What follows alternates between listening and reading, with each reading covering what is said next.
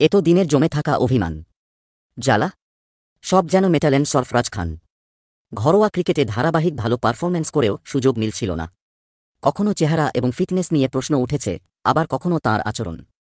সরফরাজ নিজের মতো ঘরোয়া ক্রিকেটে পারফর্ম করে গিয়েছেন। অবশেষে ঘরের মাঠে ইংল্যান্ডের বিরুদ্ধে টেস্ট স্কোয়াডে ডাক পান। এরপরও লড়াইটা সহজ ছিল না। স্কোয়াডে এলেই টেস্ট খেলতে নামিয়ে দেওয়া হবেই, এই গ্যারান্টি নেই। স্কোয়াডে একাধিক চোখ তাঁর সামনে দরজা খুলে দেয়। তারপরই কার্যত মুক্ত বিহঙ্গের মতো উড়ে গেলেন সরফরাজ খান। রাজকোটে টেস্ট অভিষেক রাজকীয়ভাবেই করলেন সরফরাজ খান। ক্যাপ্টেন রোহিত শর্মা অনবদ্য সেঞ্চুরির পর আউট হন। এরপরই ৬ নম্বরে ব্যাটিংয়ে প্রবেশ সরফরাজ খানের। উল্টোদিকে অভিজ্ঞ অলরাউন্ডার রবীন্দ্র জাডেজা, যিনি গত কয়েক বছর টেস্টে ব্যাট হাতে অনবদ্য পারফর্ম করেছেন। সাধারণ উল্টোদিকে নতুন ব্যাটার এলে সেট ব্যাটারও সতর্ক হয়ে যান। জাডেজাকে তেমন করতেই হল না। সৌজন্যে সরফরাজের আত্মবিশ্বাসী ব্যাটিং। কে বলবে কেরিয়ারের প্রথম টেস্ট ইনিংস তাঁর, কোনো মিল আছে? অনেক মিল। সরফরাজ খানের ব্যাটিং দেখে কিছুক্ষণের জন্য হলেও একজনের কথা মনে পড়তেই পারে। ভারতের প্রাক্তন অধিনায়ক মোহাম্মদ আজহারউদ্দিন।